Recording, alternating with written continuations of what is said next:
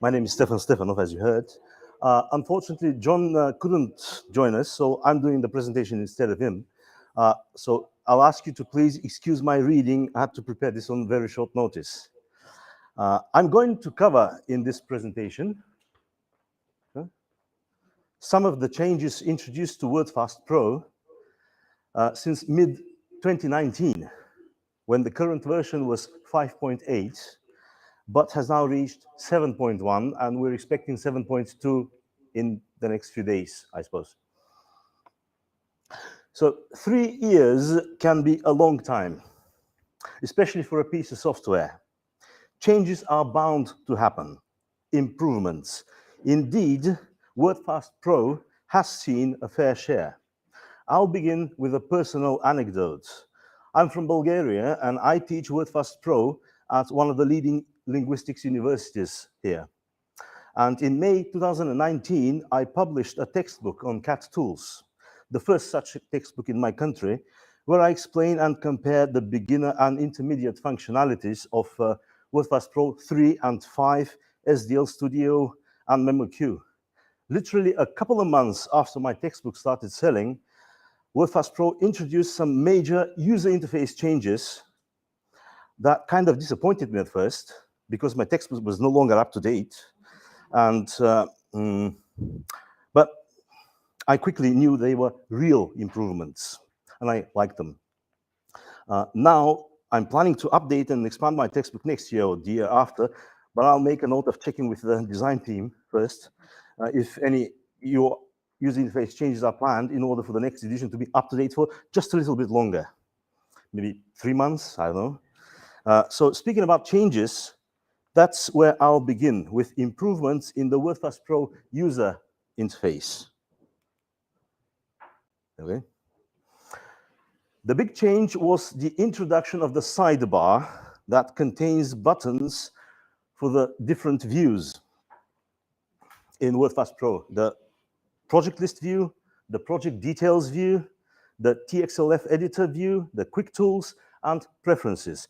This is a very handy change, as it shows you where you are at the moment, which wasn't obvious previously.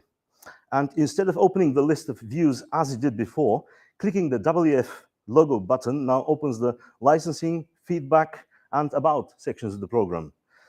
Help icon was also added in the top right corner, but honestly, few people seem to be using it, judging from the emails we receive.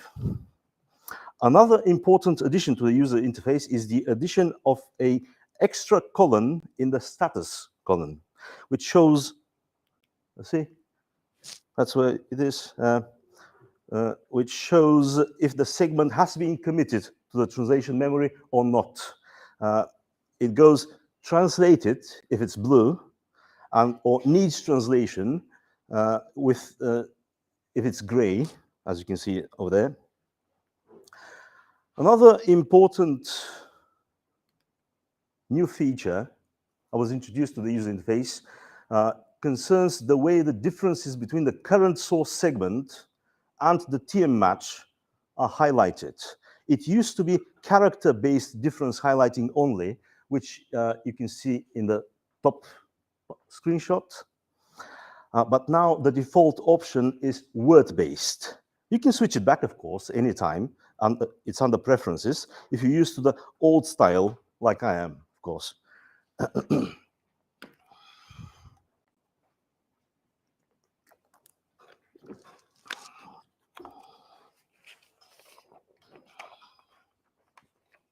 Another thing which was revamped, if I can say so, is the transcheck options. They were given a new appearance starting in version 5.10, if I'm not mistaken. The sub-options for each check now appear in the right half of the setting window once you click on a check, which is much more user-friendly. There's also an option to lock or unlock all segments at once, as well as a new button and key combination to mark all or individual segments as do not write to TM. I must admit, some users, including some of my students, have been accidentally pressing the Control Shift and Enter key combination, marking all segments as do not write to TM, and then they complain about not receiving any TM matches, simply because no translations were added to the TM. Curiously, not everyone seems to notice that new icon. I haven't included a screenshot, but it's this weird, something like a downward 8 icon. You should pay attention to it.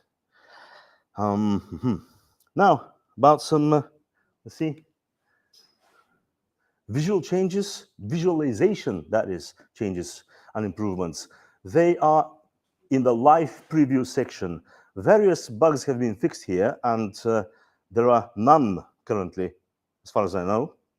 You'll tell us. A live preview was added for these 3 file types: JSON, Markdown, and Excel files, which were added to the existing preview feature for Word and PowerPoint files. An option to zoom on the preview content was added too. So if you have a very high resolution screen, you can zoom in and see in detail. Speaking about file types,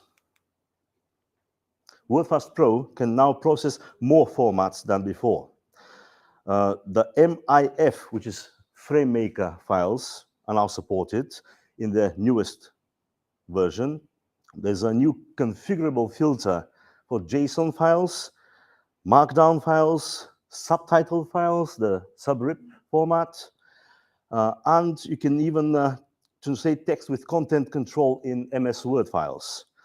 Also, Wordfast Pro now supports the latest standard for TBX, which is the term-based exchange format, or glossaries, as you know them. There has been notable progress in working with the competition. That's SDL Trados packages and files. You can now directly import an SDL package. You can work on it in Wordfast Pro, then export an SDL return package. More work is required, though, because you'll still need to extract the TM and term-base manually if you want to use them in your project. But we've provided tools for that too. Now, for those of you who like to use machine translation, that's a scary machine translation there, there's been some improvement here too. The latest addition is that the DeepL engine can now be configured for formality. Formal style, informal style. For Microsoft Translator, you can now select the region, the locale for your language variant. And there's also the option to add your own custom machine translation engine. That will come shortly, sorry. Changes have been introduced also in the filters drop-down in the editor. New ones have been added, some have been renamed. We didn't want to confuse you, but we had to. If you don't use filters, we encourage you to study them. They can help you. Well, filter, obviously, the segment types that you want displayed. I remember one user asked us at the hotline if this was a positive filter or a negative filter. It took me a while to figure out what that means. Eventually, I figured it means to hide or show the selected segment types. I'll answer that now. Again, the filter or the combination of filters you select will show only those segments that meet the filter condition and will hide all the rest of the segments.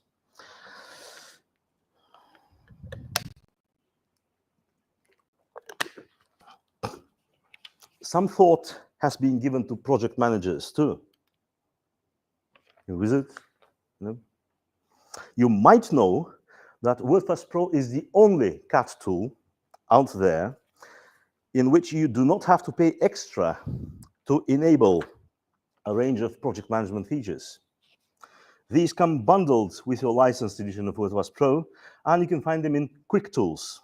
These include, but are not limited to, extracting uniques and populating uniques to work with repetitive content. There's also transcheck and segment changes report, pre-translate using machine translation. There's the option to add custom attributes during project cleanup and TM update. You can select the location for split and merged files. There's an option to exclude locked segments from the word count, the analysis report. The option was also added in the segment changes report to calculate an estimate, of course, the time the translator or reviewer spent on all the revisions in the document or project. So next time a translator or a reviewer tells you, I spent 5 hours on this, you can check and tell, no, it was 4.5 hours. Maybe you can reach an agreement, I don't know. One recent improvement to the automatic replacements feature that replaces numbers, emails, and web addresses and punctuation is called tag replacement. If your TM match contains some type of tags, for example, formatting, and the current software contains different, contains different tags, the match that gets populated in the target will receive the correct tags. So those of you who are scared of tags, don't know what they are, Wordfast should do it automatically for you. We are still in the process of testing a new feature that will automatically reformat source numbers in the target for languages that require different formatting. For example, in English, we use the comma as the thousands separator, but in my language, my native language, Bulgarian, we use the space, non-breaking space. Not. Sorry, I'm sorry. Yeah. I can't see exactly the screen so well, but so where is it? I have a lot of problems with that. I'll tell you. It's hidden. It's hidden still. Yeah. We're still working on it. Mm-hmm. So not just that the thousand separator is a space in Bulgarian, but also for numbers that are smaller than 10,000, a space is not added. So if you're going to if your number is 9,000, for example, you don't add a space in Bulgarian. If the number is 10,000 or larger, you have to add a space. As far as I know, none of the other CAT tools can manage this. They automatically add a space even for 1,000. And then when I work as a reviewer, I have to, scold the translators, here, learn the rules. Sorry, Stefan, is it a special setting for it? Yes, I'll tell about that shortly. The new feature, which we added, respects this condition. If you want to enable it, you're going to have to become a hacker for a couple of minutes. Yeah. You have to, it's not very difficult though. You have to shut down Wordfast Pro, go to the program folder, open the config.ini file, and in a text editor, you have to open it, scroll to the bottom and paste this short string here. Paste that, save the file, open Wordfast Pro again. And then when you go to preferences, which you see here in green, in the segment section, you will see the setting, you can enable it. It's called, as you see, number conversion character selection, and we've added the warning that it overrides the default behavior.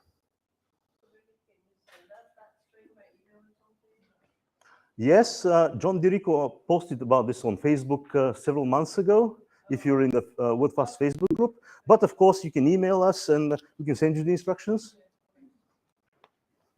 So I hope you can see well the options. I didn't expand the drop-down list, but there are quite a few options there.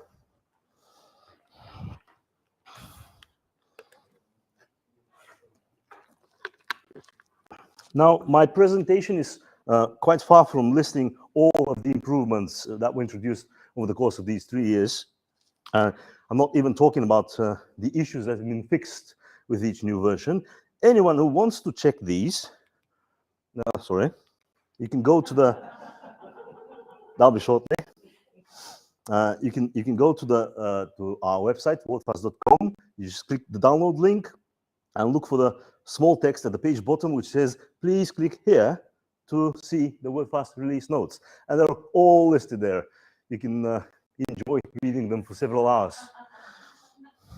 Importantly, we encourage everyone to update to the next available version as soon as it is released, which is roughly every 2-3 months. Of course, there's the standard warning to avoid installing a version update if you're in the middle of an urgent project or you're trying to meet a very tight deadline, just in case, finish your project, then update. But you should really update because every time lots of things are fixed, lots of problems are fixed, and some new features obviously are added. We often receive ticket help requests, the hotline. Somebody's using version 5.21, which was 2.5 years old, or 6 point something, which is 2 years old, and we just tell them, come on, really, it's time to upgrade. We're not like the other competitors who charge you for updates. It's free, take it. So that's it from me. Thank you for your attention. And now that's. I'll see you at the dance party. I